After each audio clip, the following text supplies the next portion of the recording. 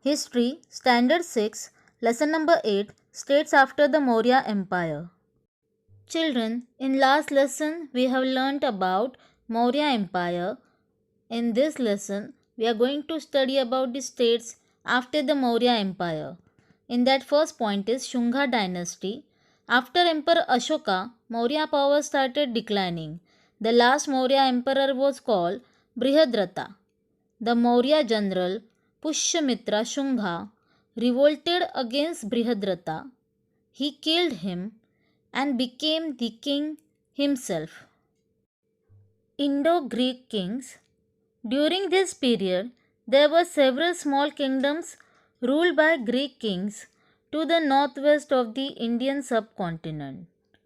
Those kings are known as Indo-Greek kings. In the history of the coins of ancient India, the coins of these kings are very important. They had a tradition of putting the picture of the king on one side and that of a deity on the other side. This tradition later took root in India. One of the famous Indo-Greek kings was Menander, who discussed Buddhist philosophy with the Buddhist bhikkhu Nagasena. Menander is also referred to as Milinda. The questions that he discussed with bhikkhu Nagasena led to the creation of the book Milindapana. The Pali word Panha means to question. Kushana kings. India was invaded from time to time by several tribes. The Kushanas were one such tribe from Central Asia. They established their rule in the northwestern region and in Kashmir in the 1st century CE.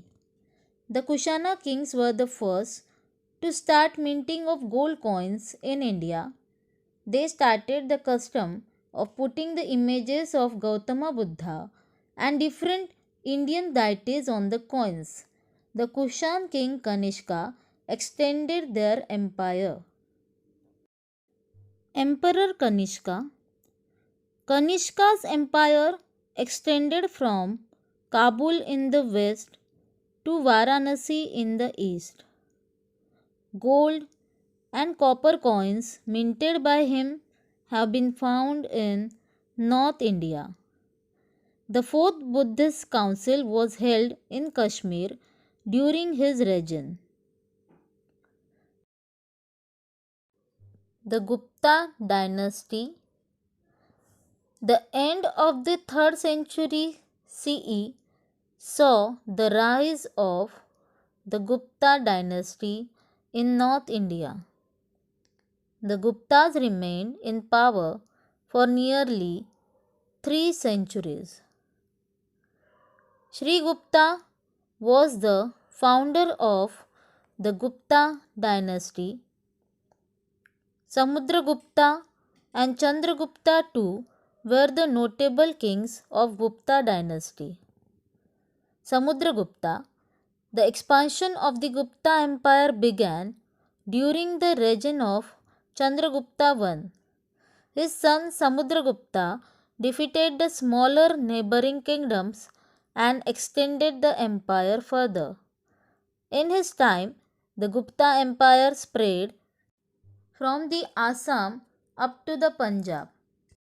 He had also conquered the eastern coastal region up to Kanchi in Tamil Nadu.